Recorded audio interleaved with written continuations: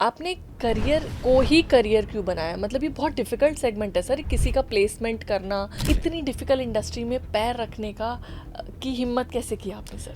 सबसे बड़ी बात क्या है मैम, पता है ना, लोगों ने पता ही नहीं कि करियर बनता कैसे है। करियर बनता नहीं है, बनाना पड़ता है। इसके लिए तपस्या जैसा एटीट्यूड होना चाहिए आपके अंदर, एक बर्निंग डिज़ायर होना चाहिए। लाइफ में मुझे कुछ करना है। डोंट ब्लेम अदर्स कि मेरे पेरेंट्स ने ये चीज़ नहीं दिया, मुझे सोसाइटी से ये चीज़ नहीं मिला। आपको समझदारी आ गया है ना, आपका उतना आईक्यू तो आज आ चुका है, you can build your own career. ज़िंदगी में कुछ एक चार चीज़ें इकट्ठी करना है। व्हाट एग्जैक्टली सक्सेस, और आपके लिए ये किस चीज़ से आती है, हार्ड वर्क से या अडेप्टेबिलिटी से? इसके लिए मैं बोलूँगा मैम, दोनों चीज़ की ज़रूरत है। वाह। लाइफ में ना कोई भी चीज़ अगर आपको चाहिए तो शॉर्टकट से नहीं हो सकता। बिकॉज आपको अगर आम की गुठली अगर आप लगाओगे, उसके बाद उसको नर्चरिंग करोगे, तब जाकर आम लगेगा। सर, अगर आज भारत के यूथ को सिर्फ एक चीज़ सिखानी हो, कोई भी एक चीज़ जो उनका फ्यूचर बदल सकती है आपके अकॉर्डिंग, क्योंकि आपने इतने लोगों को मेंटोर किया है, तो वो एक चीज़ आपको क्या लगता है क्या होगी? जो भी चीज़ आप सीख रहे हो ना, अकॉर्डिंग टू इंडस्ट्री रिक्वायरमेंट को समझ के करो। इसके ऊपर एक DSR फार्मूला है। DSR formula means demand supply replacement. जो भी स्किल सेट मार्केट में हाई डिमांड में है, लेकिन सप्लाई बहुत कम है, एंड उसको रिप्लेसमेंट करना उतना टफ है, उसमें हमेशा अच्छा। सोने को भी चमकने से पहले ना आग के अंदर से जाना पड़ता है। सूरज भी अगर रोशनी देता है तो उसको भी जलना पड़ता है। तो करियर में भी अगर आपको रोशनी जैसा कुछ चीज़ चाहिए तो आपको भी जलना पड़ेगा।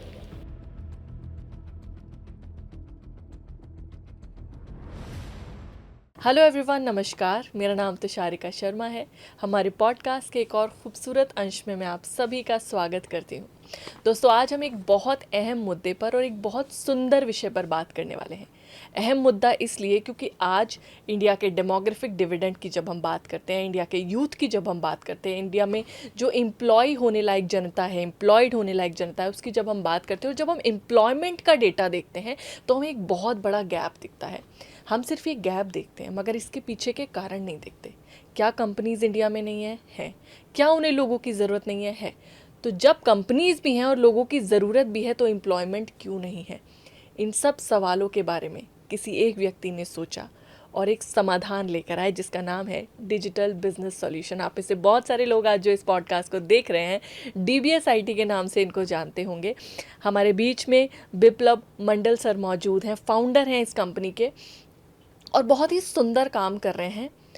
बहुत सारे बच्चे, बहुत सारे लोग जो 15-20 हज़ार, 8 हज़ार, 10 हज़ार की नौकरी करते हैं और ये सोचते हैं कि ज़िंदगी में कुछ बड़ा हम कर ही नहीं सकते, अब यही हमारी लाइफ है, अब हम इससे आगे निकल ही नहीं पाएंगे। उनके सपनों को उड़ान देने का ये काम करते हैं।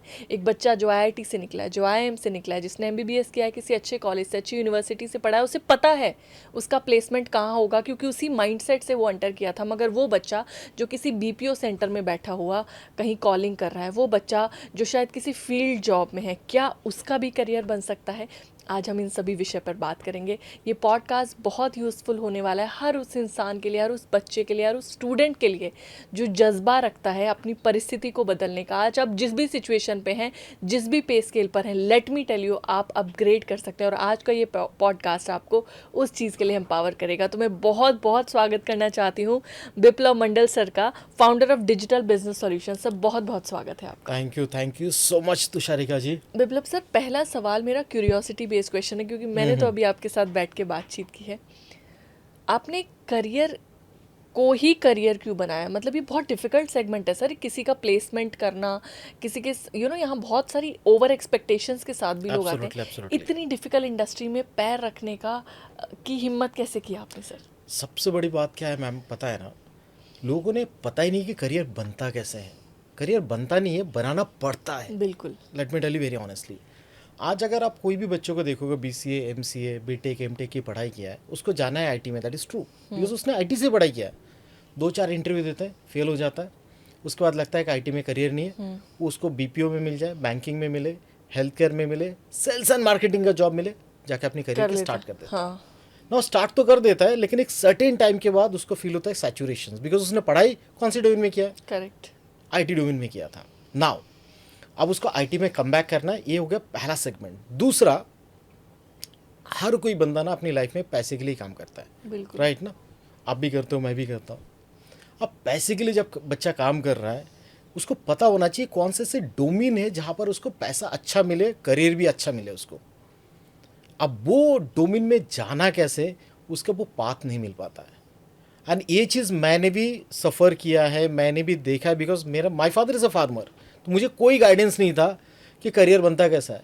माई फादर सेड, बेटा जो तुझे पढ़ना है कर ले, अपने हिसाब से तेरी लाइफ बना। मेरे बड़े पापा ने यही चीज़ बोला है कि बेटा मैं पढ़ा लिखा नहीं हूँ, तुझे मैंने पढ़ा लिखा करा के उतनी दूर पे पहुँचा है, अभी अच्छा बुरा जो भी करना है तुम्हारे हिसाब से सोच के करो ना। मैंने अपने करियर के स्टार्ट किया, बहुत सारी गलती मैंने किया है। अब जब मैंने गलती किया, मुझे रियलाइज़ भी हुआ कि मैंने ये चीज़ गलती किया है। What I want right now, हम लोग जो गाइडेंस प्रोवाइड करते हैं, ये गलती आप मत करो जो हम लोगों ने किया है। आप उस जगह में पहुंच सकते हो जो चीज़ शायद आपने सोचा भी नहीं होगा। लेट मी टेल यू, कोई अगर बैचलर ऑफ आर्ट्स की पढ़ाई किया है एंड उसने सेल्स एंड मार्केटिंग में जॉब कर रहा है, वो बच्चा आईटी में जा सकता है क्या? ये हमें पता ही नहीं है, बिल्कुल नहीं पता। राइट? आप उसको अगर सही गाइडेंस दोगे, सही तरीके से दोगे, बच्चा आईटी में जा सकता है। जा सकता है, बिल्कुल। बिकॉज ऑफ दैट मैंने ये चीज़ डिसाइड किया कि अभी नाउ कॉर्पोरेट में 18 साल मैंने काम किया है, तो मुझे आइडिया हो गया मैम, मतलब बहुत सारी चीज़ पता है। अच्छा खासा प्रोफाइल तक पहुंच गया था, पैसा भी अच्छा खासा ठीक ठाक मिल रहा था यार। लेकिन एक सर्टेन टाइम के बाद सोसाइटी भी तो आता है। सिर्फ पैसा कमाना, लाइफ आगे सर्वाइव करना, 2 वक्त की खाना खाना, ये चीज़ नहीं है लाइफ। सोसाइटी में रिटर्न बैक भी देना पड़ता है, एज ए बिल्कुल। इंसान हमें वो देना पड़ेगा, ठीक है? तो ये एक रिस्पॉन्सिबिलिटी हम लोगों ने लिया है एज ए डीबीएस फैमिली। आज डीबीएस में करीबन 100 बच्चे काम करते हैं, और उनकी भी फैमिली। बहुत सारे बच्चे यहाँ से करियर स्विच किए हैं, उनकी लाइफ में जो हम लोग ने डिफरेंस क्रिएट किया, दैट इज़ लाइक ह्यूज। हम लोगों ने चेंज नहीं किया, डिफरेंस क्रिएट किया उनकी लाइफ में। अब कोई बच्चा जिसका 18,000 का सैलरी था, आज 8.5 लाख के पैकेज में काम कर रहा है। कोई बच्ची जो फिजिकली चैलेंज थी, फीस पे नहीं कर पाए, मैंने उसको, एक बंदी है एमपी का, बंदी ने कॉल किया, सर मुझे ज्वाइन करना है आपकी प्लेटफॉर्म, लेकिन मेरे घर में कमाने वाला कोई नहीं है, मैं फिजिकली चैलेंज हूँ, मेरे मम्मी पापा एज हो गया, मैं फ़ीस नहीं दे सकता हूँ। जी बेटा फ़ीस तो तुझे देना पड़ेगा।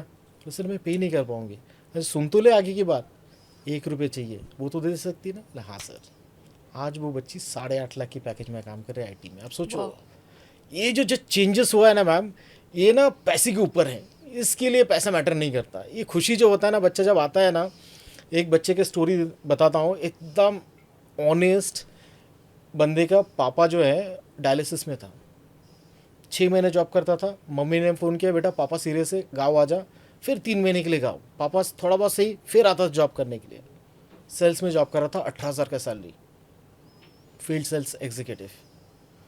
3 बार मिल के गया, फीस पे नहीं कर पा रहा था, एनी हाउ उसने ज्वाइन किया। आज उस बच्चे का पैकेज ऑलमोस्ट लाइक 10 लाख का है। घर बनाया, पहला कॉल, सर घर बन रहा है मेरा। पहला ऑफर लेटर रिसीव्ड हुआ, पहला कॉल, सर मम्मी को फ़ोन नहीं किया, आपको पहले फ़ोन किया, बिकॉज ये डिज़र्व, मतलब डीबीएस डिज़र्व करता है ये कॉल। आपने जो गाइडेंस दिया था, आज उसकी वजह से मैं यहाँ पर हूँ। वाओ। सो ये जो चेंजेस हम लोगों ने किया है, 1000+ नॉन आईटी वर्किंग प्रोफेशनल्स को हम लोग आईटी में लेके गए, एंड जो पैकेज उनको मिला है, एंड उससे हम लोग बहुत खुश हैं। Wonderful sir. अगर इंडिया के एजुकेशन सिस्टम की बात करूं, जैसे मैंने इंट्रोडक्शन में भी बोला, एक हल्का सा जिस्ट दिया मैंने, इंडिया का एजुकेशन सिस्टम और इंडस्ट्री की जो एक्सपेक्टेशंस हैं वो अभी भी एक दूसरे से कहीं ना कहीं डिस्कनेक्टेड है। इसके पीछे रीज़न क्या है? सबसे बड़ा जो रीज़न है, that is called education curriculum. जो एजुकेशन करिकुलम है, सी आपने भी पढ़ाई किया, मैंने भी पढ़ाई किया। अब मुझे बताओ, जब आज जब कॉर्पोरेट में आप जॉब कर रहे हो, उसके बीच में कितना कनेक्शंस मिलता है आपको? कुछ कनेक्शंस मिलता है? नहीं मिलता। आप कोई बीकॉम का बच्चा है, बीकॉम से पढ़ाई किया है, उसको पता है टैली कैसे करते हैं, उसको ये पता है credit and debit balance sheet कैसे मैच किया जाता है। बैंकिंग में जाता है, उसका रिलेवेंस, उसका प्रोफाइल ही नहीं मिल पाता है। पढ़ाई उसने बैंकिंग मतलब फाइनेंस के ही किया है, लेकिन बैंक में जाने के बाद भी उसका प्रोफाइल नहीं मिल पाता है ढंग का। इसका मतलब है हमारा एजुकेशन प्रोग्राम में बहुत बड़ा गड़बड़ है, पहला चीज़। दूसरा, सबसे पहले जो चीज़ होना चाहिए वो है इंडस्ट्री बेस्ड करिकुलम हमारे पास होना चाहिए। सबको पता है ये चीज़, करेक्ट। राइट ना, सबको पता है। हाँ। इंडस्ट्री बेस्ड करिकुलम होना चाहिए। 10th के बाद अगर नॉर्मल से करिकुलम ऐड कर दिया गया था कि how to crack the interview, पहला चीज़। सेल्स में जॉब प्रोफाइल कैसे हो सकता है, बीपीओ में कैसे हो सकता है, केपीओ में कैसे हो सकता है, नॉर्मल जेनरिक इंडस्ट्री के बारे में बेसिक इन्फॉर्मेशन भी प्रोवाइड किया गया होता ना, बच्चों को आइडिया मिल गया होता कि मैं 10th के बाद मुझे 12th करना है, 12th के बाद ग्रेजुएशन होगा। बाय द टाइम ये जो 5 साल का मेरे पास टाइमिंग आ रहा है प्लस बेसिक कंप्यूटर स्किल्स वगैरह अगर ऐड कर दिया गया होता तो फिर बच्चा रेडीमेड तरीके से बाहर आ सकता था। करेक्ट। वो ग्रेजुएशन के बाद भी, 12th के बाद भी वो रेडी नहीं है, Ready एम्प्लॉयमेंट लायक तो है ही नहीं वो। एब्सोल्युटली। आज अगर कोई बच्चा ये बोलता है ना मार्केट में जॉब्स नहीं है, मैम अभी आप गूगल करो digital marketing jobs in India, search करो 2,50,000 प्लस जॉब ओपनिंग सिर्फ नौकरी में, बताओ। ओनली नौकरी में। इसके अलावा मॉन्स्टर, इंडीड, शाइन, अपना जॉब्स, कितनी सारे जॉब पोर्टल्स है। आज हम लोग जब बात कर रहे थे आप मुझे बता रहे थे कि 20 बच्चे के रिक्वायरमेंट आपके ऑफिस में, लेकिन आप इंटरव्यू ले रहे हो बच्चों को सिलेक्ट नहीं कर पा रहे। Why is it so? Because skill नहीं है। करेक्ट। आप इसके साथ और एक चीज़ ऐड करूंगा, ये जो बच्चे हैं ना इनको भी पता है इनके पास स्किल की कमी है। अब नाउ सिर्फ गवर्नमेंट को ब्लेम करके कुछ नहीं होने नहीं वाला, होने वाला, बहुत सही बात है। राइट। आप अगर ये सोच रहे हो कि गवर्नमेंट मेरे लिए सब कुछ करके देगा, नहीं होगा। गवर्नमेंट के पास इतना नौकरी होते भी नहीं है। 15 लाख बच्चे वो एग्जाम्स के लिए बैठते हैं, यूपीएससी एमपीएससी के एग्जाम्स में क्रैक कितने लोग कर पाते हैं? फाइनल राउंड तक पहुंचते पहुंचते 300 शायद ओपनिंग होता है। 15 लाख से 300 के सिर्फ जॉब ओपनिंग है, बहुत कम है। अब उसके ऊपर जाके आप कंपटीशन में बैठे हो। आपको पता होना चाहिए सक्सेस रेशियो कैसा होना चाहिए। Be practical enough. आपने एक बार, 2 बार, 3 बार ट्राई किया, नहीं हुआ ना, अपनी खुद की रास्ता रेडी करना शुरू करो। एंड मेरा एडवाइस होगा, take the advice from someone who is expert in that domain. Because हम लोग क्या करते हैं पता है, प्रॉब्लम कहाँ पर आता है। सर मैंने अपने दोस्त से पूछा है, मैं जा सकता हूँ क्या? अरे तुम्हारे दोस्त के पास उतना अक्ल हुआ होता तो फिर खुद आईटी में गए होते या फिर दूसरी डोमेन में चले गए होते जहाँ पर वो जा सकता था। वो नहीं जा पाया, उसी के लिए आपकी सराउंडिंग में आज बैठा हुआ है। हाँ करेक्ट, राइट ना? बिल्कुल सही बात है। आप बहुत बिल्कुल एकदम प्रैक्टिकल ब्लंट ट्रुथ बोल रहे हैं सर। तो आप उससे एडवाइस लो जो बंदा कर सकता है। मैं अगर बोलूँ ना, अगर आपको हार्ट का बीमारी हुआ है तो आपको हार्ट स्पेशलिस्ट के पास ही जाना पड़ेगा। बिल्कुल बिल्कुल। घुटने के डॉक्टर के पास जाओगे तो घुटने जैसा आंसर कर देगा वो। तो इससे बच के रहो। Absolutely correct. तो उससे एडवाइस लो जो आपको एडवाइस देने की लायक जगह में है। ऐसा बहुत सारे मेंटर मिल जाएगा, not only DBS, I am talking about everyone जो एक्सपर्ट है, आपको लगता है जेन्युइन है, एथिकल है, अनट्रस्टेबल मतलब वो बंदा है, आप उनसे बात कर लो, आपको गाइडेंस मिल जाएगा बस।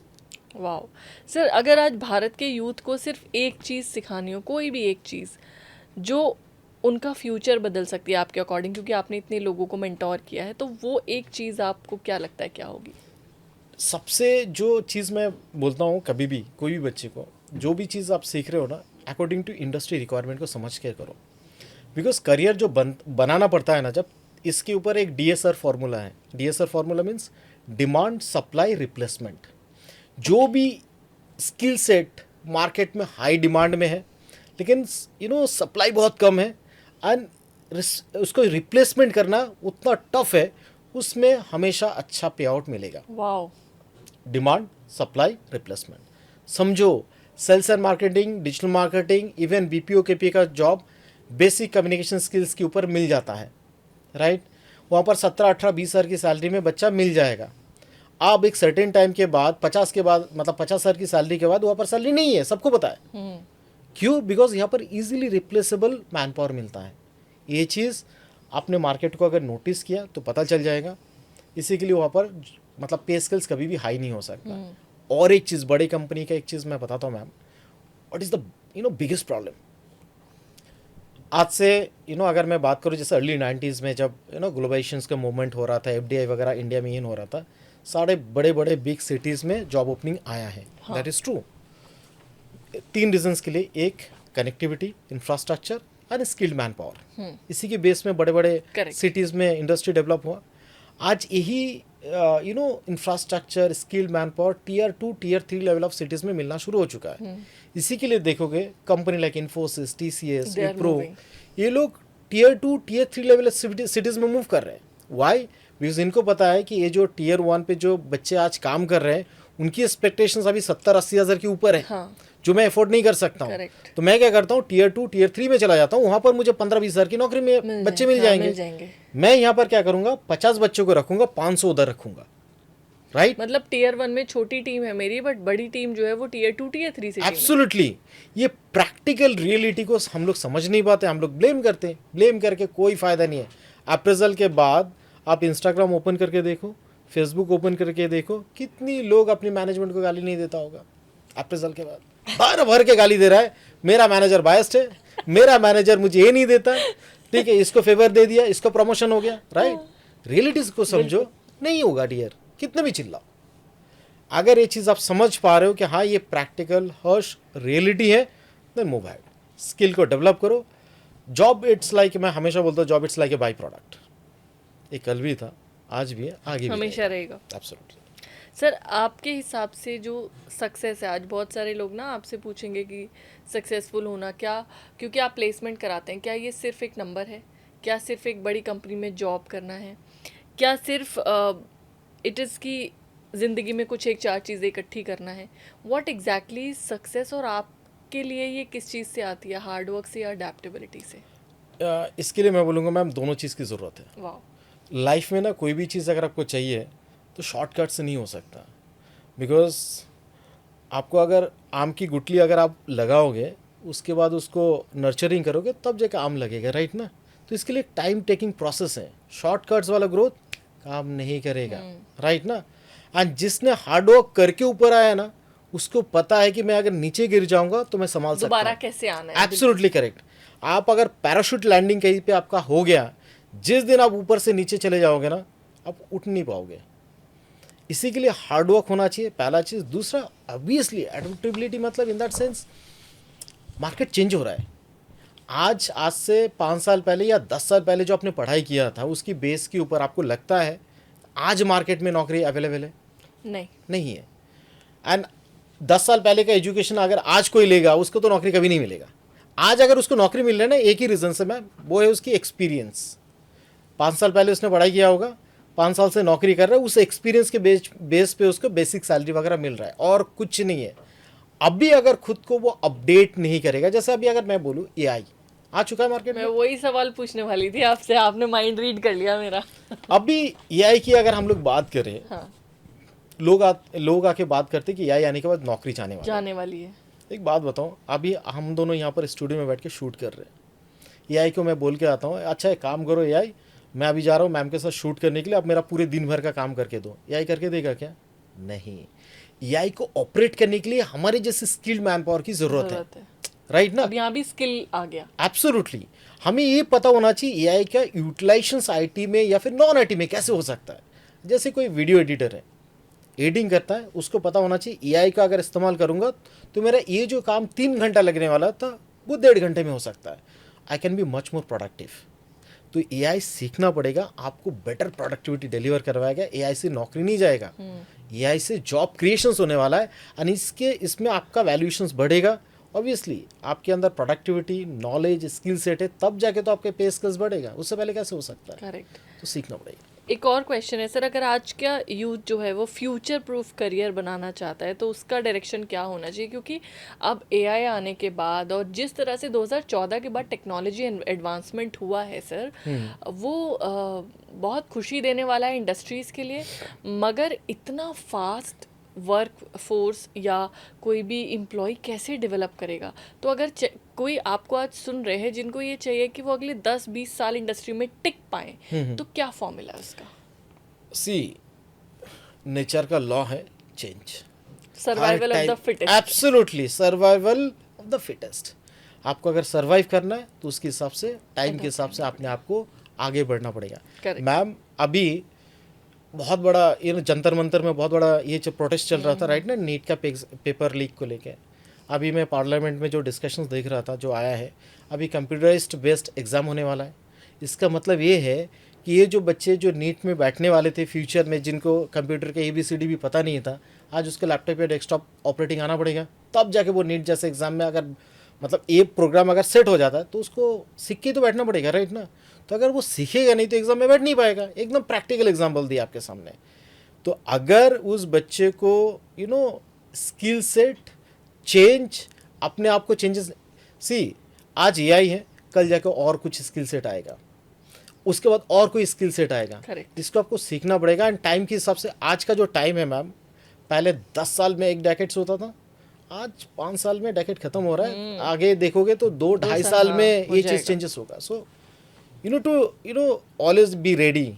T20 मैचेस देखते हैं हम लोग, वनडे एंड टेस्ट मैचेस भी match. होता है। टेस्ट मैच हमें पसंद नहीं है बिकॉज बोरिंग लगता है। वनडे हम लोग आज हमारा फेवरेट नहीं है, T20 है, राइट।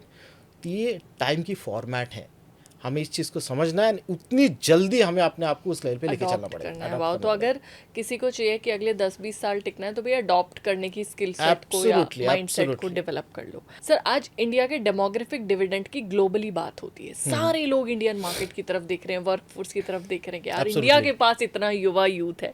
आज इंडिया दुनिया का सबसे बड़ा टैलेंट हब बन सकता है।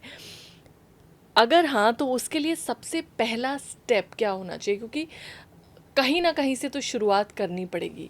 ये जो यूथ है, ये अगले 10-15 साल सही डायरेक्शन में नहीं गया तो यही हमारे लिए लायबिलिटी बनेगा, असेट नहीं बनेगा, जिस तरह जापान में हुआ। Absolutely, so absolutely. What do you suggest कि किस तरह के मेजर्स या स्टेप्स लेने चाहिए जो ये डेमोग्राफिक डिविडेंड हम इस्तेमाल कर पाए? पहला तो चीज़ है मैम, हम लोग ना टैलेंट हब है ऑलरेडी ग्लोबली। अगर मैं बात करूँ टैलेंट हब है। इसका डेटा पॉइंट अगर आपको देखना है ना, H1 वीज़ास का भी कुछ दिन पहले इश्यूज हुआ था। ट्रम्प ने बहुत बड़ा कांड किया, राइट ना, इंडियंस को वहाँ पर स्टॉप कर दिया। 80% जो H1 वीज़ास मिलता था वो इंडियंस को मिलता था। पूरी दुनिया को पता नहीं था इतनी दिन तक कि गूगल में जो एम्प्लॉय काम करते हैं 80% इंडियन ही है, इसका मतलब, वाओ, राइट। तो मतलब आप देख रहे हो तो टेक कंपनी में, बड़े से बड़े टेक कंपनी में मोस्ट ऑफ द सारे इंडियंस ही है। हाँ। हमें पता नहीं है, प्रॉब्लम ये है। मतलब वो हनुमान जी की तरह हो गया, हमें अपने हमारी अंदर शक्ति ताकत नहीं कितना है वो हमें पता नहीं है। Now come back to the point, ये जो चीज़ आपने बताया, सी हमें ना और थोड़ा सा रिफ्रेम करने की ज़रूरत है। स्पेशली अगर मैं बात करूँ इंडियन गवर्नमेंट के जो पॉलिसीज़ वगैरह होते हैं उसके ऊपर अगर मैं छोटा सा बात करूँ, एज ए लाइक हम लोग भी एक इंडस्ट्री चला रहे हैं, छोटे या बड़े जो भी हो। करेक्ट। पॉलिसीज ऐसा होना चाहिए जहाँ पर हमें स्टार्टअप्स जैसे कल्चर को सेट करना पड़ेगा। स्टार्टअप एंड ये जो मिड लेवल ऑफ एमएनसीज है ना, MSME जिसके हम लोग बोलते हैं, ये जो है ना सबसे ज़्यादा मैन पावर को हम लोग जॉब्स ऑफर करते हैं। यानी कब होगा? जब हम लोग इनोवेशंस के ऊपर ध्यान देंगे। इंडिया के अंदर ही इंडियन मार्केट बहुत बड़ा है। करेक्ट। आज बड़े कंपनी इंडिया में क्यों आता है पता है? बिकॉज उनको पता है कि यहाँ पर ऑडियंस बेस, कंज्यूमर बहुत ज़्यादा है। कंज्यूमर भी है और जॉब के लिए लोग एब्सोल्युटली, बहुत हैं, absolutely, man because of power बहुत दैट। है। तो अगर हम लोग अपनी मार्केट को इस्तेमाल नहीं करेंगे तो बाहर वाले तो आके लेके ही जाएंगे ना। बिल्कुल करेक्ट। यही प्रॉब्लम हो रहा है। तो अगर स्किल सेट को थोड़ा सा रिफ्रेम कर दिया जाए, एंड साथ में और एक चीज़ बहुत इंपॉर्टेंट है, आई फील सो, ये आउट ऑफ द कॉन्टेक्स्ट जाएगा। अगर ऐसी लेवल पे होता, अगर मैं सबसे पहले एजुकेशन करिकुलम में एक चीज़ तो चेंज किया होता है, how to become a good human being. बचपन से लेके PhD तक कंपलसरी सब्जेक्ट होना चाहिए। आज के बच्चे जो है ना, अपनी ना पेरेंट्स को देख पाते, ना अपने अंकल आंटी को देखते, किसी को नहीं देखते। न्यूक्लियर रहना है इनको। बेटा ये जो एथिकल वैल्यूज़, सॉरी, ये जो आप कल्चर सेट कर रहे हो आज, ये एक्चुअली पुश किया जा रहा है बाहर से, ताकि इंडियन सोसाइटी जो है वो और डाइवर्ट हो जाए, टूट जाए। जिस दिन हमारा मतलब ये जॉइंट फैमिली वाला कल्चर ख़त्म होगा ना, उस दिन हमारे लिए और ज़्यादा पेनफुल होगा। हम लोग मेंटली स्ट्रेस में आएंगे और तकलीफें बढ़ता जाएगा। बिकॉज जॉइंट फैमिली में क्या होता है, आपको कोई तकलीफ है, you can share with your, correct. आज आप एंजाइटी डिप्रेशन का देखें ना, बहुत ज़्यादा डेटाबेस बढ़ चुका है। Absolutely, absolutely. ये इस तरीके से हमें डाइवर्ट किया जाता है। ये एजुकेशन ही है जो आपको समझाएगा और सिखाएगा। अभी देखो, हम लोग हेल्थ की बात करते हैं, राइट ना, ऑयल की बात करते हैं। आज से 40-50 साल पहले हम लोग घी, देसी घी का इस्तेमाल करते थे। अब फॉरेन से एक स्टडी आया कि भाई इस स्टडी में बताया गया कि यहाँ पर ना फैट का क्वांटिटी बहुत ज़्यादा है, कोलेस्ट्रॉल बढ़ जाएगा, हार्ट का बीमारी एंड ऑल। आज हम लोग वही चीज़ को री-इन्वेंट कर रहे हैं। नहीं, पुराने ज़माने में हमारे दादाजी लोग सही बोलते थे। सर उसको बेचना था अपनी प्रोडक्ट मैम। उसी के लिए ये जो मतलब एजुकेशन, मतलब सॉरी, नॉलेज को जो है ना अलग तरीके से प्रेजेंट किया। आपको बताया गया कि आपका जो नॉलेज है वो सबसे घटिया है, आप उस लेवल का नहीं हो, हमारा नॉलेज लो, अडॉप्ट करो।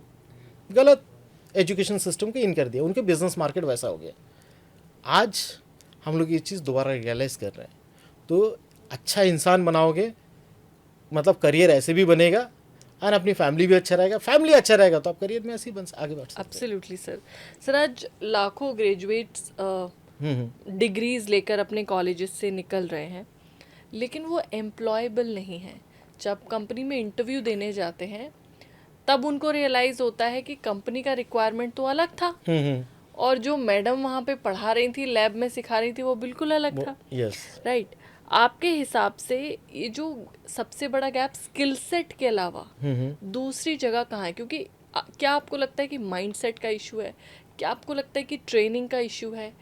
क्या आपको लगता है कि जब वो ग्रेजुएशन में आता है तब उसको बोलते हैं सेकेंड ईयर तक तो वो बच्चा रहता है, फिर उसको बोलते हैं अब तुमको अगले साल जॉब लेना है, तो वो प्रिपेयर ही नहीं हो पाए? वो की इश्यूज क्या हैं जिसकी वजह से ये एम्प्लॉयबल नहीं बन पा रहे? मैं भी एक डेटा पढ़ रही थी, ग्रेजुएशन में 76 या 67% अनएम्प्लॉयबल लोग हैं। मैम, इसके लिए सबसे बड़ा जो चीज़ेस है ना, मैं बोलता हूँ रिस्पॉन्सिबल माइंडसेट है। जो भी बच्चा है जिसको जॉब नहीं मिल पा रहा है, उसके लिए मैं बोलूँगा सबसे पहला जो रिस्पॉन्सिबिलिटी है वो खुद का है उसका, कि भाई मुझे आगे बढ़ना है। पहला चीज़ तो ये हो गया ना। कोई भी बच्चा आज के डेज में, ये डिजिटल की वर्ल्ड में, मैं आपको ना एक फ्रेशर के लिए एक छोटा सा रोड मैप यही बार ही दे देता हूँ। जो भी वीडियोस देखेंगे उनके लिए शायद अच्छा जो फ्रेशर्स हैं सुन लो भाई। 3 से 6 महीना अगर आपने आपको सिर्फ झोंक दिया ना, वो तपने के लिए अगर झोंक दिया कि मुझे दुनियादारी, इंस्टाग्राम, फेसबुक, दोस्त से दूर रहना है, 3 महीने से 6 महीना मुझे एक स्किल सेट में मास्टरी हासिल करना है, इतना स्किल आ जाएगा, मार्केट में जाएगा, इंटरव्यू देगा, पहला जॉब अराउंड 20 से 25 हज़ार के मिल ही जाता है। 1 साल दबा के काम करो ऊपर, दबा के मतलब दबा के, 9 to 6 वाला एटीट्यूड नहीं। अगर 9 से 9, 9 से 12 भी काम करना पड़े करो। मैंने किया है ma'am, let me tell you. मुझे ABCD नहीं आता था इंग्लिश का, ना कीबोर्ड का कुछ आता था। मैं कंप्यूटर में जाकर ना ऐसे कीबोर्ड ढूंढता था। I used to spend 16 hours 18 hours in my office. 24 घंटा मैंने ऑफिस में बैठ के काम किया है। मेरा मैनेजर ने एक दिन, मतलब और एक मैनेजर था दूसरी टीम का, उसने मुझे क्या बोल दिया पता है? बोले विप्लव, तू जिस तरह से काम कर रहा है ना, इसका गलत फ़ायदा ना, मतलब तुझे बाद में इसका पे करना पड़ेगा। व्हाट पे? जब मतलब तुम्हें कभी जल्दी जाना होगा ना, all management will not leave you. उनका एक्सपेक्टेशंस रहेगा तुम इससे ज़्यादा और डिलीवर करोगे। मैंने उनको कुछ नहीं बोला, दिल के अंदर सिर्फ एक स्टेटमेंट दिया था, मैं उनके लिए नहीं कर रहा हूँ, मैं खुद के लिए कर रहा हूँ। मुझे सीखना है बिकॉज मुझे आता नहीं है। करेक्ट। अब मैंने जब ऐसा टाइमिंग दिया है, उसके बाद मैंने कंपनी भी स्विच किए होंगे। अब फ्रेशर के लिए वही नॉलेज है। अगर 1 साल तक दबा के सीखोगे 20 से 25 हज़ार की सैलरी में, इतना स्किल अडॉप्ट कर लो कि अगले साल को वो 40 में कन्वर्ट हो जाए। आपकी कंपनी खुद देगा, अगर नहीं दे रहा है तो दूसरी कंपनी देने के लिए तैयार होता है। वहाँ पर जाओ, नो प्रॉब्लम एट ऑल। उसके वहाँ पर जाने के बाद 2 से 3 साल अपनी स्किल सेट को और डेवलप करो। People management skill, leadership skills, pressure management skills, communications, client interactions on all, ये सारी चीज़ सीख लो। टीम लीडर से असिस्टेंट मैनेजर के लिए पुश करो अपने आप को। 70 से 80 हज़ार की सैलरी ऐसे ही मिल जाता है with in just 4 to 5 years of time. ये फ्रेशर्स के लिए। एंड ये चीज़ अगर कोई प्रॉपरली अगर आपको समझा दे और उसके ऊपर आपने काम कर लिया, करियर आपके हाथों में ही है। करियर ना मैम बनाना पड़ता है, 1 सेकेंड, इसके लिए तपस्या चाहिए, इसके लिए तपना पड़ता है। करेक्ट। और एक इंपॉर्टेंट चीज़, करियर जो है ना, ये आपके हाथों की उंगली में ही है। 5 चीज़ बहुत इंपॉर्टेंट है। एक आपकी कमिटमेंट, दूसरा आपका डेडिकेशन, तीसरा आपका फोकस, चौथा आपका डिसिप्लिन, 5th आपकी एक्शंस। रिजल्ट पॉजिटिव या माइनस, मतलब प्लस माइनस हो सकता है, लेकिन ये 5 चीज़ के अंदर कोई भी चीज़ अगर आपका मिसिंग है, आपका कमिटमेंट मिसिंग है या फिर फोकस मिसिंग है, एक्शंस लेने के लिए लेजी हो, कुछ नहीं होने वाला। एंड ऐसा नहीं है कि आज की यूथ ना बहुत लेजी है, आई एम सो सॉरी। ये मैं मानता हूँ कि यूथ आज के डेज में बहुत मैच्योर्ड है, उसको पता है, लेकिन वो ना बहुत जल्दी डिस्ट्रैक्शंस में आ जाता है। प्रॉब्लम यहाँ पर है।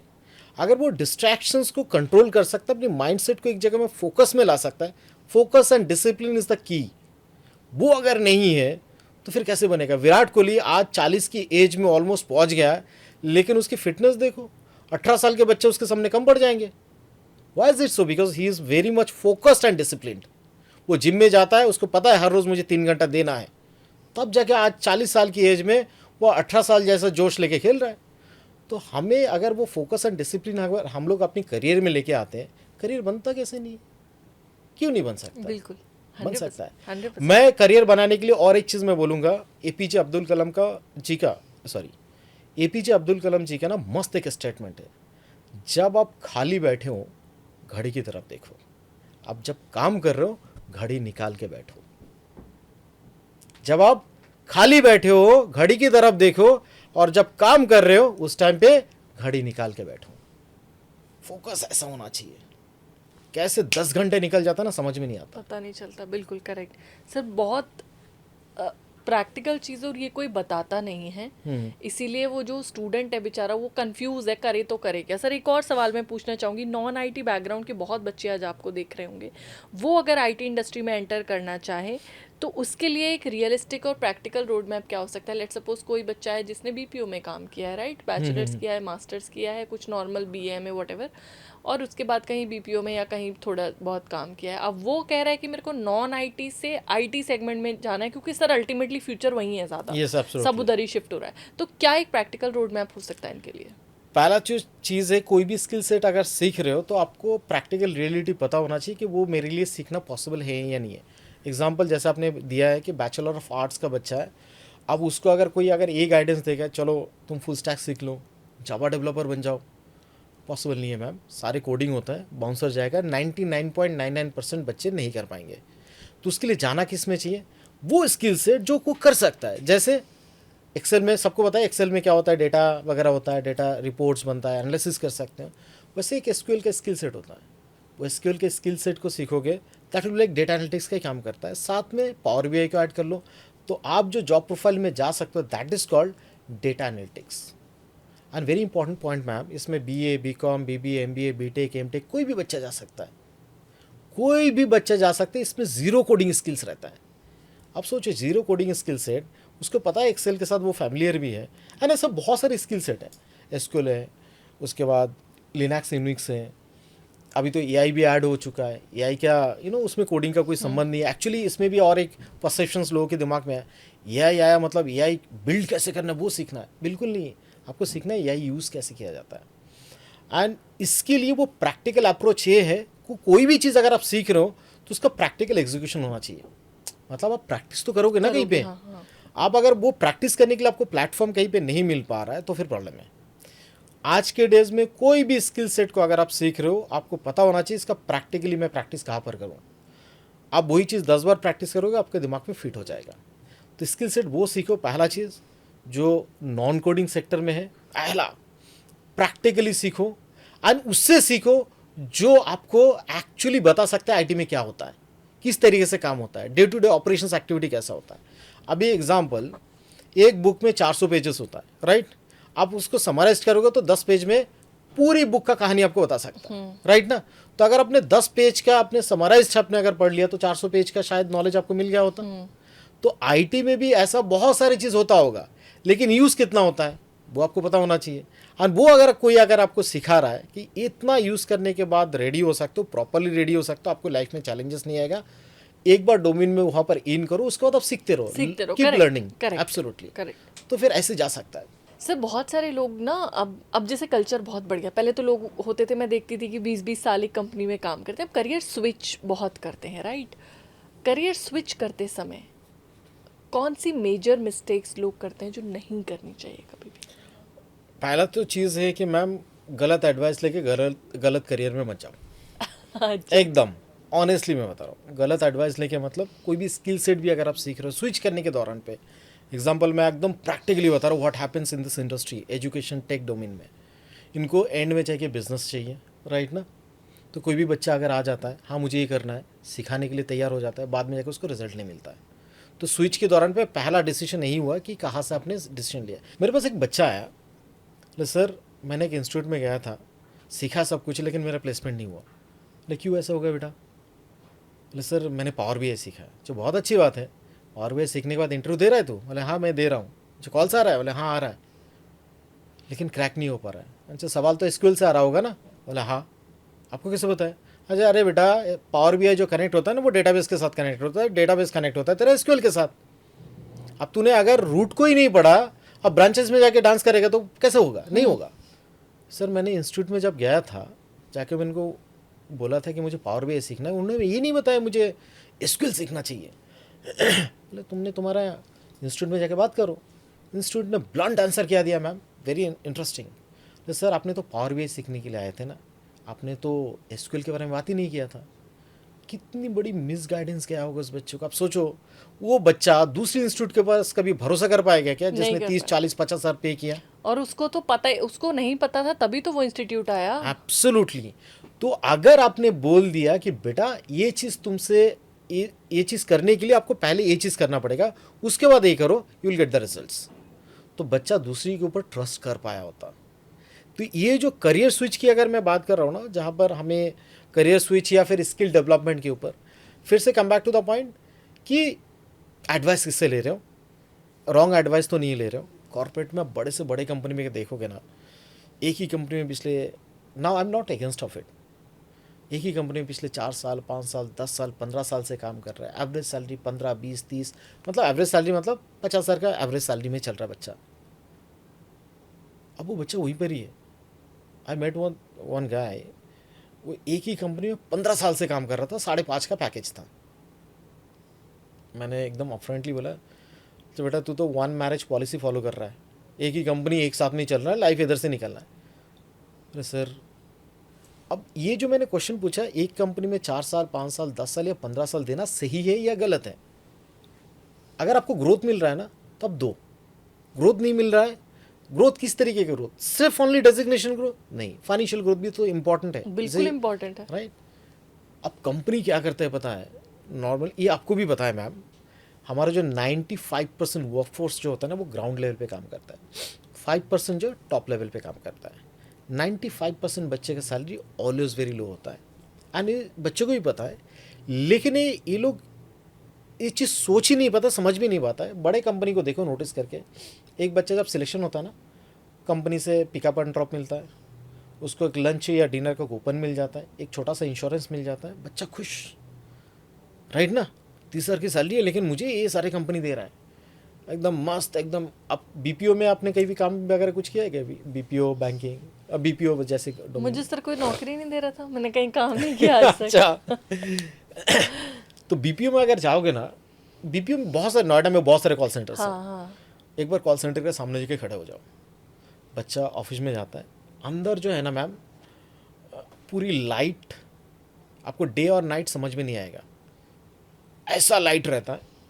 People are very happy, young age के बच्चे होते हैं, 18-20 साल की बच्चे बच्चियाँ एंड ऑल, एकदम मस्त। स्मोकिंग जोन होता है बाहर, बच्चे बच्ची दोनों स्मोकिंग कर रहे हैं, उनको भी अच्छा लगता है, वो लाइफ अलग है, ठीक है। थोड़ा सा फ्रीडम तो मिला है पहली बार। ठीक है, करते रहते।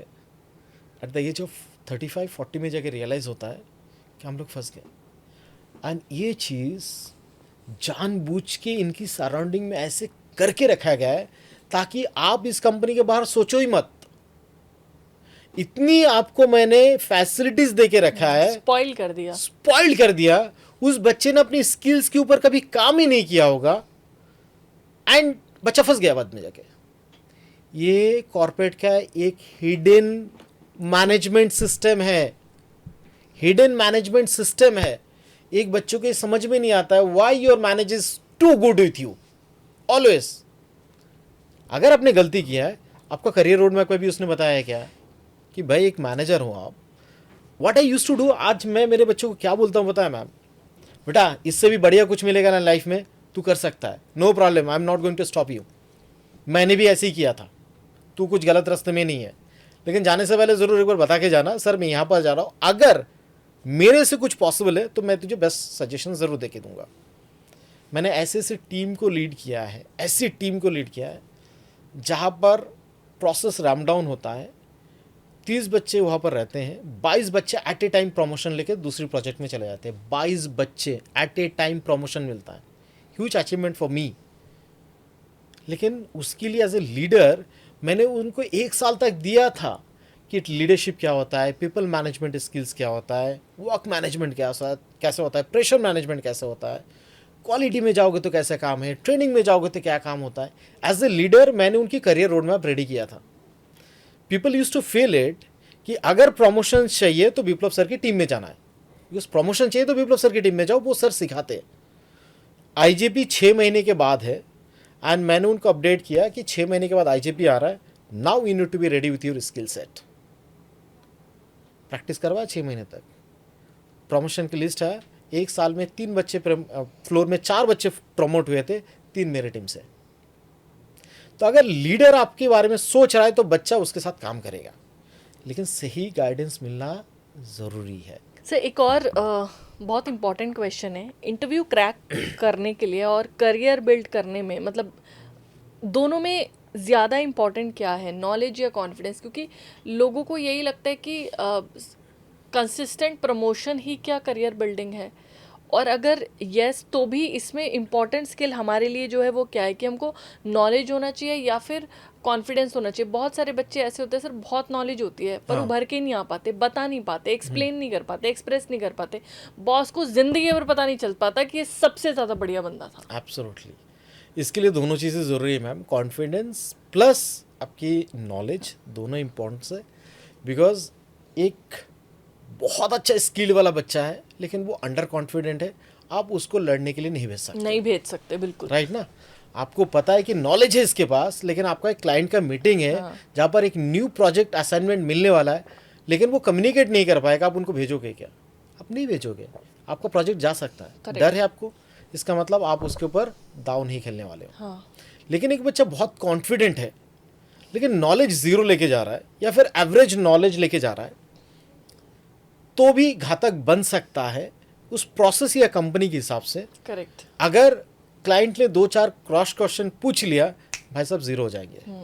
तो मैं ऐसे बंदे के ऊपर जाना प्रेफर करूंगा जहाँ पर जिसके पास नॉलेज भी हो, कॉन्फिडेंस भी हो, वो प्रेजेंट कर पाए अपने आप को सर्टेन सिचुएशन को जो आएगा उसके सामने। Because see, presence of mind होना बहुत ज़रूरी है, प्रेजेंस ऑफ माइंड बहुत ज़रूरी है। सडनली कोई क्वेश्चन आ गया, अनप्लेएबल बाउंस आ गया, तो आपको डक करना आना चाहिए ना, छोड़ना है, खेलना है, डिफेंड करना है, आउट स्विंग, इन स्विंग, ये सारी चीज़। तो अगर कोई बच्चा कॉर्पोरेट में काम कर रहा है तो उसको कॉन्फिडेंट भी रहना पड़ेगा एंड साथ में नॉलेज भी कैरी करना पड़ेगा। सी, अगर मैं बोलूँ, बहुत सारे बच्चे ना इस भ्रम में रहते हैं कि मैं बहुत कॉन्फिडेंट हूँ, कम्युनिकेशंस मेरा सुपर्ब है, मैं यही बोलने वाली थी, इंटरव्यू में जाऊँगा, इंटरव्यू दूंगा, मैं क्रैक कर लूँगा। हाँ। क्रैक कर भी लेते, 3 महीने के बाद वो सर्वाइव नहीं कर पाते। ये गलतियां होती हैं, और ये मैं बता रही हूँ, मेरे पास टीम में हुआ। एक लड़की थी और एक लड़का भी था। I hired them, they were so good, we can do this, we can do that, but when they came on ground my mediocres were performing better than them. Absolutely. आप उनको रखोगे क्या? नहीं रखा सर। राइट ना, कैसे रखे sir? यही चीज़ है, बच्चा इतना कॉन्फिडेंट है, उसको पता है कि इंटरव्यू, आर्ट ऑफ इंटरव्यू क्या होता है, that is a different story. Interview crack करना एक आर्ट है, सेल योर सेल्फ, ये हमको पता है। और बच्चा इतना बढ़िया तरीके से स्टोरी आपके सामने शेयर करेंगे, आपको लगेगा मेरे से ज़्यादा नॉलेजेबल तो ही बच्चा है। अब एज ए मैनेजर आप उसका हायर कर लोगे, 2 दिन के बाद वो आपके टीम में आने वाला है। जैसे आपने उसको काम दिया, भाई साहब को कुछ नहीं आता, आउट आउट। एक बच्चा भी, मैं आपको एक छोटा सा बंदे का नाम नहीं शेयर करूंगा, आई बिलीव सो, बैंगलोर का ही एक बंदी थी, बैंगलोर का ही एक कॉलेज से गूगल में उसका सिलेक्शंस हुआ। सिलेक्शंस होने के बाद 75 LPA इंडियन करेंसी में, और इंडिया में बहुत अच्छा पैकेज है, एंड वो फ्रेशर है। गए अंदर, अब मैनेजर देख रहे हैं यार इंटरव्यू में तो बहुत बढ़िया किया था उसने, अभी यहाँ पर आके काम नहीं बन पा रहा है। उसको, उस मैम को बुलाया गया, सेम क्वेश्चन जो उसको इंटरव्यू में दिया गया था, सेम क्वेश्चन उसके सामने रख दिया, इसको आप मेरे सामने सॉल्व करके दिखाओ। बंदी नहीं कर नहीं पाई। इंटरव्यू जो पूछा गया था सेम क्वेश्चंस में उसका आंसर नहीं कर पा रही है। उस टाइम पे उसने हेल्प लिया होगा, डमी इंटरव्यू उसने दिया होगा। अब सोचो, ऑनलाइन इंटरव्यू में इतनी बड़ी फ्रॉड भी होता है, डमी इंटरव्यू होता है, आप सिर्फ लिपसिंग का काम करते हो, ये भी एक बहुत बड़ा स्कैम चल रहा है। Oh my God. एब्सोल्युटली। तो आप इस तरीके के शॉर्टकट्स को लेके जाओगे एंड सोचोगे कि मैं अभी करियर में आगे बढ़ूंगा, how is it going to be possible. मेरे पास इससे कैंडिडेट कनेक्ट हुआ, अभी एक कैंडिडेट मुझे कॉल करके बोलता है कि सर आप मुझे बैकडोर में कैसे एंट्री दे सकते हो क्या। तो बेटा, बैकडोर में तुझे की एंट्री दूं तो फिर सही डोर से मैं किसी और बच्चे को दूं, पकड़ भी उसी को मिलेगा। हाँ, अच्छा रहेगा ना। सही बात। तो सर्वाइव कर पाएगा क्या? नहीं कर पाएगा। So don't fall in the trap. Absolutely. Sir, AI के दौर में यूथ को किस बात से डरना चाहिए और किस बात को अपॉर्चुनिटी के रूप में देखना चाहिए? सी, पहले तो ये दिमाग से ये जो डर है निकाल देना चाहिए कि एआई आने के बाद नौकरी जाने वाला है। नौकरी उसी का जाएगा जो भाई साहब इसके ऊपर काम नहीं करेगा। बिल्कुल एकदम सही। एआई आने के बाद मार्केट अपॉर्चुनिटी और ज़्यादा बढ़ेगा। स्किल को अडॉप्ट करोगे, बहुत ज़्यादा प्रोडक्टिविटी आप डिलीवर करोगे और ज़्यादा अपॉर्चुनिटी आपके सामने आएगा। कोई भी जब नया चेंजेस आता है ना, उसको एक्सेप्ट करना बहुत मुश्किल होता है हमारे लिए, लेकिन अगर आपने एक बार एक्सेप्ट कर लिया तो आपको पता होता है कि अभी जैसे अर्ली 80s में 90s में जब कंप्यूटर पहली बार इंडिया में आ रहा था, सबने अपोज किया था कि कंप्यूटर आएगा तो नौकरी जाएगा। उस टाइम पे डाक वगैरह ये सारे चिट्ठी विट्ठी लिखते थे, सब पेपर आते थे जाते थे, लेकिन कंप्यूटर आने के बाद नौकरी गया है क्या? It has become life easy, fast, quick. Absolutely. अभी देखो जैसे डिजिटल करेंसी की बात हो रहा था, डिजिटल सारी चीज़, आप गूगल पे, ये पे, वो पे, आरबीआई का भी मैसेज आ गया है डिजिटल करेंसी का मेरे पास। राइट। अभी सोचिए मैम, जब इस टाइम पे जब एग्जीक्यूट हो रहा था, सब ने पार्लियामेंट हाउस में इसके अपोज किया था कि इसमें ये होगा, फ्रॉड होगा, स्कैम होगा, ये होगा, वो होगा। It's good. And millions billions dollar का इंडियन मार्केट में इंडियन पैसे का सेव हुआ है, बिकॉज पैसा बनाने के लिए भी पैसे ही खर्चा होता है। खर्चा होता है sir. Paper it is not ecologically efficient also. Yes, absolutely. That's absolutely right sir. आज के प्रोफेशनल्स को अपस्किलिंग और रीस्किलिंग में कितना टाइम और एनर्जी इन्वेस्ट करना चाहिए? जो ऑलरेडी काम कर रहे हैं, जॉब कर रहे हैं, क्या एक्चुअली में उन्हें अपस्किल करने की ज़रूरत है? और अगर हाँ तो किस तरह से? जैसे मान लीजिए कोई किसी एक स्पेसिफिक डोमेन में है, तो वो कैसे चूज़ करे कि मुझे अब इस लेवल पे जाकर अपनी स्किल को अपस्किल करना चाहिए? पहला तो चीज़ है मैम, कोई भी स्किल को अगर आप अपस्किल कर रहे हो ना, तो उसका भी एक मेजरमेंट अपने को पता होना वही मैं चाहिए। जानना चाह रही हूँ। राइट, कि मैं कहाँ पर हूँ। मैं इसके लिए बोलता हूँ कि हर रोज़ जो है ना, अपने ऊपर 1 घंटा इन्वेस्टमेंट करो, ओनली डेली 1 आवर। ज़्यादा कुछ करने की ज़रूरत नहीं है। ये ज्ञान लगेगा सबको, बड़े बड़े लोग भी यही ज्ञान देते हैं, ठीक है। 1 घंटा हर रोज़ इन्वेस्ट करोगे, आपको धीरे धीरे ना, आपको आप दूसरों से बेहतर हो ये समझ में आ जाएगा आपको। वाह। धीरे धीरे आपको समझ में आ जाएगा। मैं कॉर्पोरेट का एक मस्त एग्जांपल, मैम कोई भी कॉर्पोरेट में अगर एक बच्चा जो है ना, जस्ट डेली 1% इंप्रूवमेंट रेशियो के साथ अगर काम करते, एक उसको फॉर्मूला अच्छा सीख के जाना है। मान लो आपको वीलुकअप नहीं आता, आपने वीलुकअप सीखा आज, दूसरे दिन गया मैं एक HLOOKUP सीखूंगा, तीसरे दिन मैं सम सीखूंगा। ये मैं जस्ट एक बेसिक फार्मूला बता रहा हूँ। 30 दिन के बाद 30% आप बच्चों से इंप्रूवमेंट हो जाता है। यस। 365 डेज के बाद 365% आपके अंदर इंप्रूवमेंट होगा। पहला IGP जब आएगा ना, you will be the first one two crack it, absolutely. Because बाकी बच्चों ने सीखा ही नहीं उस टाइम पे। बिल्कुल क्लियर फॉर्मूला सर ने आपको दे दिया है। राइट। तो ये जो मेजरमेंट है, उसके लिए भी और एक इंपॉर्टेंट चीज़ क्या है, अभी ये तो हो गया स्किल वाइज, लेकिन फाइनेंशियल वाइज भी आपको चेक करना पड़ेगा। जो मेरा स्किल है आज के डेज में, वो मार्केट में वैल्यूज कितना दे रहा है। वैल्यूएबल है। बिल्कुल। एब्सोल्युटली। इसके लिए मैं बोलता हूँ साल में 102 इंटरव्यू बाहर जाके हमेशा दो, आपको पता चलेगा कि मैं कहाँ पर स्टैंड आउट कर रहा हूँ। एंड इवन मैंने बच्चों को भी बताया, मेरे टीम के बच्चों को भी यही अपडेट है, चेक कर लो बेटा, तुम्हें जो आज पे आउट मिल रहा है यहाँ पर, तुम्हें अगर लगता है तुम इससे बेटर डिजर्व करते हो, एक बार इंटरव्यू देख के मुझे बता देना। That's it. इसमें उसको भी समझ में आता है कि मैं कहाँ पर हूँ, उसके ये समझ में आता है रियलिटी क्या है। सर जो चीज़ बोल रहे हैं बार बार इतना गला फाड़ फाड़ के हर रोज़ आके बोलते हैं बेटा स्किल के ऊपर काम कर, वो काम करना शुरू कर देते हैं ma'am. That's what it is. Sir अगर आज कोई 30 साल की एज में कम्प्लीटली करियर स्विच करना चाहे, तो क्या वो लेट है या फिर ये परफेक्ट टाइमिंग है? कोई भी चीज़ लेट नहीं होता है, जब से आपने रियलाइज़ करते हो वहीं से आपका सवेरा शुरू होता है। तो जब आपने रियलाइज़ कर चुके हो कि 30 हो गया मेरा, मैंने 46 ईयर्स वाला बंदे को मैं IT में जाते हुए देखा, हमारे यहीं से गया है। वाह। मुंबई का एक रिसेंट न्यूज़ बताता है कि स्टार्टअप कंपनी ने 64 ईयर्स ओल्ड वाला बंदे को हायरिंग किया है। 64, रिटायरमेंट हो गया मैम। उनकी नॉलेज एंड एक्सपर्टीज चाहिए, जस्ट गाइडेंस के लिए उनको रखा गया। आप सोचो कितनी बड़ी, शायद इन लोगों ने रिस्क भी लिए होंगे, लेकिन स्टार्टअप को तो पता है ना मुझे इसकी ज़रूरत है। सुनो, अगर अपने 30s 40s या 45 की एज में भी आप सोच रहे हो ना, तो फिर से सही तरीके से प्लान करके कमिटेड हो जाओ। 5 चीज़ लाइफ में बहुत इंपॉर्टेंट है करियर के लिए, आपके commitment, dedication, focus, discipline and action. इस चीज़ को फोकस कर लो, 30 क्या 45 की एज में भी IT में जा पाओगे। वाह, वंडरफुल। सर लीडरशिप के बारे में वो कौन सी एक बात है जो बुक्स और MBA प्रोग्राम्स नहीं सिखाते, मगर जब हम ऑन फील्ड जाते हैं, जब हम ज्वाइनिंग करते हैं, तो हमें ज़रूरत पड़ती है? मैम ये जो बुकिश नॉलेज है ना, ये बुकिश ही होता है, प्रैक्टिकल कभी नहीं होते।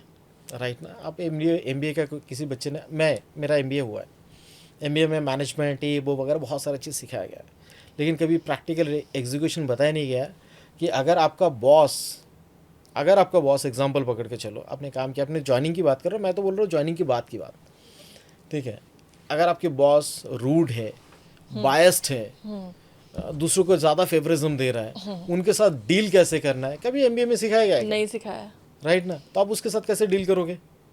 नहीं कर पाओगे। आपको ये बताया गया है कि पीपल मैनेजमेंट कैसा होता है, ये पेपर में आपने पढ़ा है, लेकिन how to talk with the people ये आपको बताया गया है क्या? भगवान ने सबको ना दुनिया में एक मस्त चीज़ दिया है, पता है? वो है उसकी जीभ, राइट ना, टंग, उसका जो टंग है वो दिया गया है, लेकिन उसको कैसे यूज़ करना है उसको ये पता नहीं है। इसी के लिए तो देखो कि इतना एब्यूसिव लैंग्वेज ये वो वगैरह बहुत सारी चीज़ यूज़ होता है। MBA को कॉलेज में सिर्फ थियोरेटिकल चीज़ों से, प्रैक्टिकली अगर आपको सीखना है तो आपको प्रैक्टिकल लर्निंग जॉब में जाके ही मिलेगा। एंड एक्चुअल लर्निंग स्टार्ट होता है वहीं से मैम, एक्चुअल लर्निंग वहीं से स्टार्ट होता है। अगर मैं कहीं पे जॉब कर रहा हूँ तो मुझे पता चलेगा कि मुझे कैसे बिहेव करना है, मेरे बॉस के साथ कैसे इंटरेक्शंस करना है, मुझे टीम बिल्डिंग कैसे करना है, टीम के साथ फीडबैक कैसे लेना है, ये सारी चीज़ मुझे ऑब्जर्वेशन में सीखने के लिए मिलेगा। और जितना आपका ऑब्जर्वेशन बहुत अच्छा है उतना जल्दी जल्दी आप ग्रो करोगे। एंड साथ में ये तो चीज़ है कि क्या करना चाहिए क्या नहीं करना चाहिए, नेगेटिव लोगों से दोस्ती दूर एकदम प्रैक्टिकल। ये आपको करियर को बहुत जल्दी स्पॉइल करेगा। लेकिन प्रॉब्लम क्या है, कोई भी इंसान जो खुद नेगेटिव है ना, उसको पता ही नहीं चलता है ना कि मैं नेगेटिव हूँ। उसके ये लगता है मैं जो बोल रहा हूँ सही बोल रहा हूँ, एंड उसके ईगो है उस बात की कि हाँ मैं जो बोल रहा हूँ वो सही बोल रहा हूँ, दैट्स इट। एंड उनका ग्रुप अलग बनेगा। एक चीज़ नोटिस करके देखो मैम, लाइफ में कोई भी डोमेन में किसी भी जगह में नेगेटिव चीज़ें जितनी जल्दी स्प्रेड होता है ना, पॉजिटिव चीज़ उससे 10 गुना ज़्यादा टाइम लेता है स्प्रेड होने के लिए। इसी के लिए नेगेटिव चीज़ इतनी जल्दी वायरल हो जाता है। अब अगर मैं बोलूँ DBS को यहाँ पर पहुँचने के लिए 8 साल लगा है। जब हम लोग बोलते हैं कि ऐसा सपोर्ट मिलता है नॉन लाइक दैट, हमारे ऊपर भी क्वेश्चन आता है कि is it really practical, genuine है नहीं है। बहुत सारे बच्चों को तो वीडियो कॉलिंग करके दिखाया, ये देखो ऑफिस, हम लोग वर्दी में नकली ऑफिसर नहीं है, वो नाना पाटेकर का ऐड आता है ना पुलिस वाला, मैंने वर्दी पहन के नकली ऑफिसर नहीं है, हमारा ऑफिस ऐसा है, ये देखो यहाँ पर वीडियो शूट होता है, ये सर रहता है, इस तरह का सेशन चलता है, एवरीथिंग। उसके बाद मैं बोलता हूँ कोई फैमिली फ्रेंड से दूर का कोई रिश्तेदार, तुम यहाँ पर नहीं रहते ना, कोई प्रॉब्लम नहीं, इनको भेज दो, मंडे टू सैटरडे 12 से लेकर 4 बजे तक विजिटिंग आवर्स है, आओ आके चेक करो, विजिट करो, जेन्युइन लगता है, ट्रस्टेबल लगता है, ज्वाइन करो, वरना मत करो, नो प्रॉब्लम एट ऑल।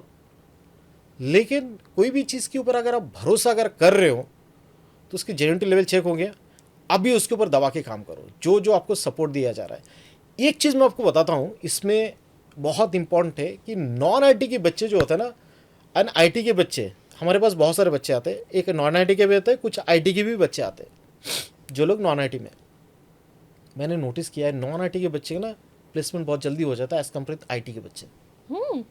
बहुत इंटरेस्टिंग लगा ना? हाँ। इसके रीज़न क्या है पता है? जब नॉन IT के बच्चे आते हैं ना, उसको पता है मुझे कुछ नहीं आता, मुझे हर एक चीज़ सीखना है, तो उसको मैं बोलूँगा सीधा जाओ, उसके बाद राइट या लेफ्ट, वो ऐसे ही करेगा। लेकिन एक IT का बच्चा जब आता है ना, पहला 3 सेशन में आने के बाद उसको लगता है मुझे ये सब कुछ आता है, उसके बाद चौथा, 5th, 6th, 7th session join नहीं करेगा। जैसे मॉक इंटरव्यू आता है सब जाकर उसको लगता है सारी चीज़ बाउंसर हो रहा है, अभी मुझे दोबारा सेशन रिपीट करना पड़ेगा। तो उसके लिए टाइम जर्नी बहुत ज़्यादा लगता है, बिकॉज उसको लगता है कि मुझे सब आता है, लेकिन प्रैक्टिकली कुछ नहीं आ रहा है। लेकिन नॉन IT के बच्चे जल्दी ऊपर आ जाते हैं। वाह सर, आप जब किसी टीम को हायर करते हैं तो CV से ज़्यादा किस क्वालिटी को इम्पोर्टेंस देते हैं, जो और कंपनीज भी देती होंगी? सी नाउ सबसे ज़्यादा हम लोग जब इंटरव्यू लेते हैं ना, मैंने टाइम देता हूँ इंटरव्यू में, भरपूर टाइम देता हूँ। अगर मैं किसी बच्चों से बात कर रहा हूँ 1-1.5 घंटा ऐसे ही जाएगा, लैपटॉप बंद, मोबाइल बंद, सब बंद, मैं बैठ के उससे बात करता हूँ। मैं चेक करने की कोशिश करता हूँ उसका इंटेंशन क्या है, वो लाइफ में क्या करना चाहता है, उसके करियर का प्लानिंग क्या है। दो उसके करियर के बारे में कुछ पता नहीं है, लेकिन ये समझता हूँ कि अगले 5 साल 4 साल वो क्या करना चाहता है। बिकॉज सी एक आज अगर कोई स्टार्टअप को सर्वाइव करना है, उसको चाहिए एसेट। एसेट कौन है? एम्प्लॉय है। उसकी फिजिकल एसेट ये कुछ नहीं है, कैमरा वैमरा उसका एसेट नहीं है, उसका एसेट है वो एम्प्लॉय जो वीडियो एडिटिंग कर रहा है, राइट ना। तो मुझे एक ऐसा वीडियो एडिटर चाहिए जो मेरा काम बहुत ईमानदारी से करे, टाइम पे करे, एथिकली करे, नॉलेज है तो मैं टाइम दूंगा। लेकिन साथ में और एक चीज़ भी, अगर मैं प्रैक्टिकल रियलिटी की बात करूँ मैम, कॉर्पोरेट डोमेन में CV मैटर करेगा, बिकॉज CV जो होता है ना वो आपका मिरर है। अरेंज मैरिज में आपने देखा है, एक लड़के का फोटो लड़की के पास जाता है, लड़के का फोटो लड़के के पास आता है, बायोडेटा भी जाता है, राइट ना, बायोडेटा भी जाता है। उसके बाद जाके शॉर्टलिस्टिंग होता है। अगर वो सर का फोटो अगर बन ढंग के नहीं भेजा, मैम सिलेक्ट करेंगे क्या उसको? नहीं करेंगे। वैसे आपकी प्रोफाइल भी वैसे ही होता है, प्रोफाइल आपका मिरर है, एंड आपका प्रोफाइल अगर ढंग का नहीं है मैम, आपका शॉर्ट लिस्ट होना पॉसिबल नहीं होता है।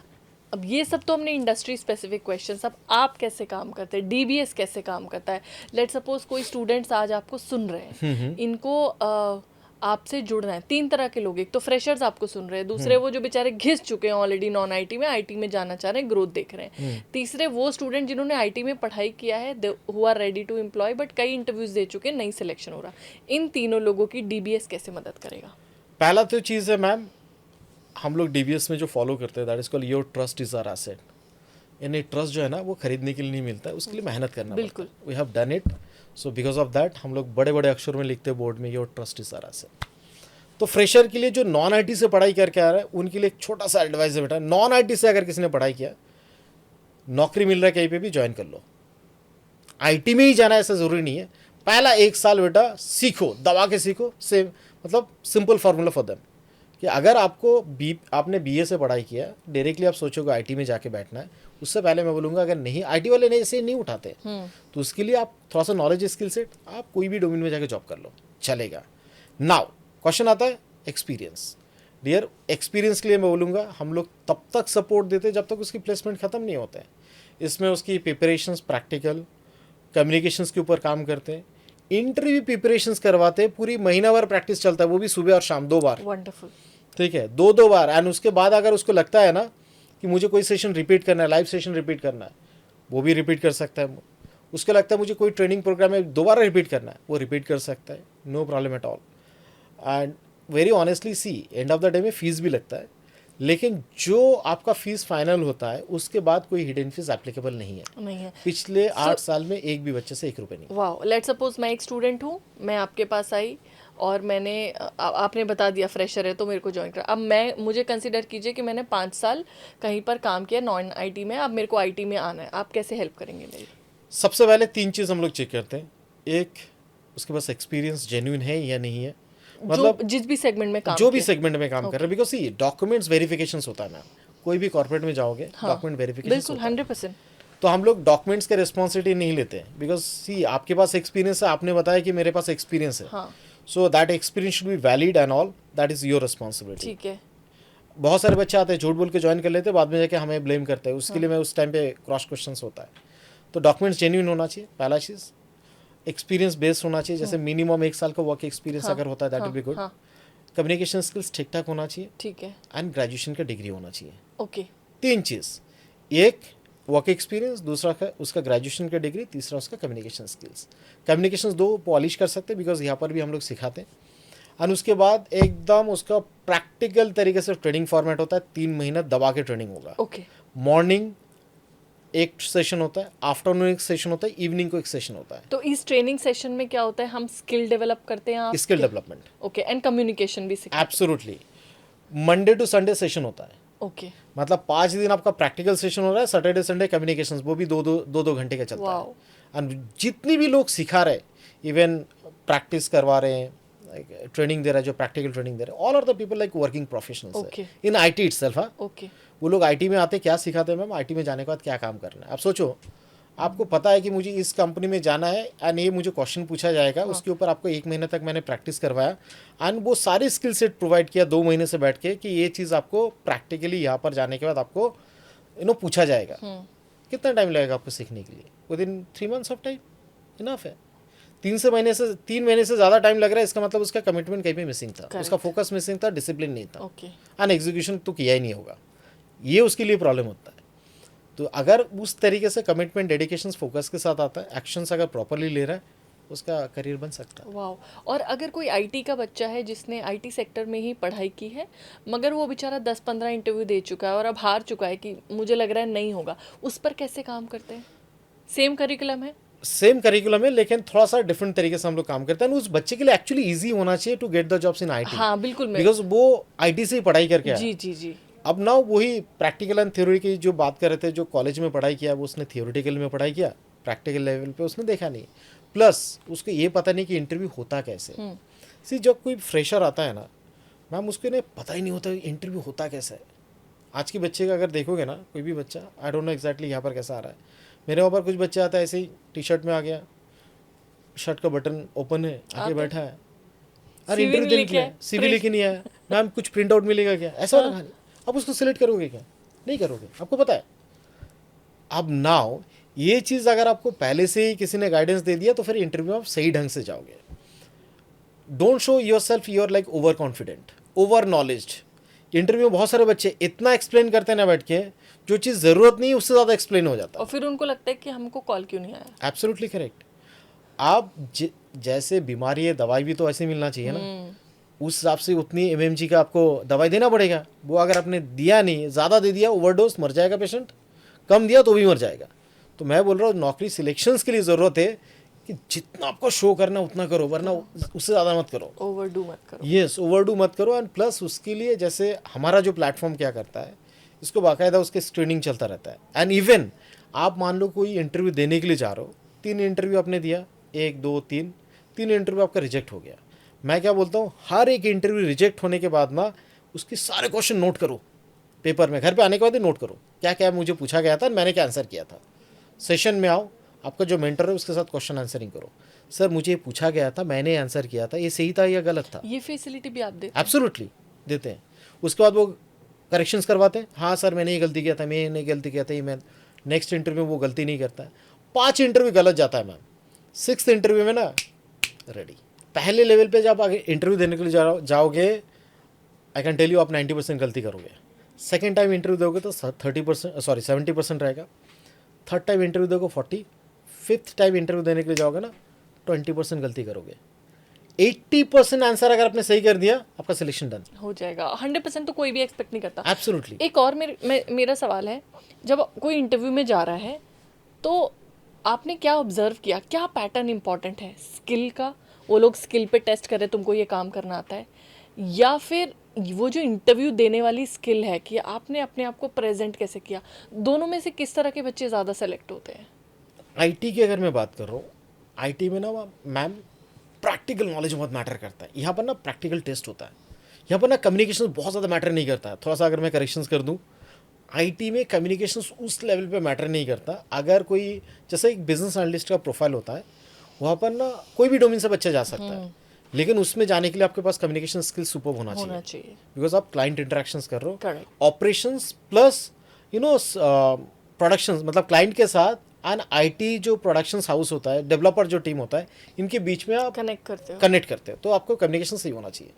लेकिन बाकी जो जॉब प्रोफाइल होता है, जैसे application support, production support, database admin, system administration वगैरह, इसमें टेक्निकल नॉलेज बहुत इंपॉर्टेंट होता है। लेकिन हाँ, उसको कम्युनिकेट करने के लिए उतना नॉलेज होना चाहिए। ओके। तो अगर मैं बोलूँ कि उसके पास टेक्निकल नॉलेज बहुत तगड़ा है, एक बच्चे का इंटरव्यू की मैं बात कर रहा हूँ, बंदा इंटरव्यू देने के लिए जाता है, इंटरव्यूअर पूछता है, उसको एक सवाल देता है, वो डायरेक्टली आंसर क्या करता है पता है? Sir can you give me your laptop please. लो why? No please can you give me your laptop. Yes, लिया लैपटॉप, लिया, एग्जीक्यूट कर दिया, रिजल्ट आ गया, देख लीजिए। हाँ सर देख लीजिए। ऐसा मैं वर्बली नहीं बता रहा, करके दिखा दिया। तो जो इंटरव्यू ले रहा था वो एक अच्छा खासा प्रोफाइल था। बोले बेटा तूने आंसर तो बिल्कुल सही किया, लेकिन एक्सप्लेन कैसे किया, कर नहीं पाया। उसने एकदम ऑनेस्टली क्या आंसर किया बताया? Sir I do have some certain issues with my communication skills, जिसके ऊपर मैं काम कर रहा हूँ। मेरा कम्युनिकेशन थोड़ा सा ख़राब है, बट मेरा नॉलेज बहुत अच्छा है सर। मुझे सिर्फ चांस चाहिए, एक बार अपॉर्चुनिटी दे दो sir, I will improve my communications. Ma'am उस बच्चे का सिलेक्शंस होता है, सिलेक्शंस होते ही उस जो मैनेजर था उसने HR टीम को एंड ट्रेनिंग टीम को इंस्ट्रक्शंस दिया, इसकी कम्युनिकेशंस के लिए डे 1 से इसको सपोर्ट दो। एंड उसके लिए कम्युनिकेशंस वाला जो मेंटोर है उसको गाइडेंस दे रहा था। अब सोचो कैसे इंटरव्यू क्रैक किया। वंडरफुल। एंड ये जो आर्ट ऑफ इंटरव्यू है, इसकी गाइडेंस उस दिन बैठ के मैं ही दिया। वाह। अच्छा, एक और चीज़ है, आपने मुझे बोला कि आप कुछ मॉक इंटरव्यूज़ भी कराते हैं, राइट? कितने मॉक इंटरव्यूज़ आप कराते हैं? कोई लिमिटेशंस नहीं है। आप 1 दो, 2 दो, 10 दो, 22 दो, 50 दो, चलेगा। लेकिन इतनी बार इंटरव्यू दो, इतना तैयारी कर लो, उसके बाद इंटरव्यू देने के लिए जब जाओगे आप ग्राउंड पे, फाइनल लेवल ऑफ इंटरव्यू में, ठीक है गलती करोगे चलेगा, लेकिन एक सर्टेन टाइम के बाद ऑफर लेटर हाथ में आना ही चाहिए। वंडरफुल। तो तब तक आप इंटरव्यू सपोर्ट भी दे रहे हैं जब तक सिलेक्शन नहीं हुआ। Absolutely correct. एक और चीज़, अगर कोई भी स्टूडेंट्स DBS के साथ जुड़ना चाह रहे हैं, कोई भी लोग जो DBS के साथ जुड़ना चाह रहे हैं, कुछ तैयारियां उन्हें भी करनी है या फिर सब कुछ आप मैनेज करते हैं? मैम ऑनेस्टली बोलूँ, ये 2 ईयर प्रोसेस है, उनके एंड से भी उतना ही सपोर्ट चाहिए। राइट ना, ताली एक हाथ से नहीं बज सकता है, उसके लिए दोनों हाथ चाहिए होगा। तो जितना सपोर्ट हम लोग दे रहे हैं ना, उतना सपोर्ट उनके एंड से भी चाहिए होगा। मैं हमेशा बोलता हूँ सेशन में, यूज अस, जितना आप हमें यूज कर सकते हो दबा के यूज करो। आप सोचो, हम लोग ना डेली फीडबैक लेते हैं, 12 से लेकर 12:30 बजे तक हमारा एक टाइमिंग होता है। आपको कोई कंप्लेंट है, कुछ इश्यूज है, कनेक्ट विद आवर टीम। हर रोज मंडे टू सैटरडे चलता रहता है, सिर्फ संडे को छोड़ के। कंप्लेंट है ना, आके इधर बात करो। ऐसा आई डोंट थिंक सो। हम लोग ना सिर्फ हम लोग ना सर्विस के ऊपर बहुत ज़्यादा फोकस्ड है। जो प्रोमिस किया गया है उससे ज़्यादा मिलना चाहिए, 1 इंच कम नहीं मिलना चाहिए।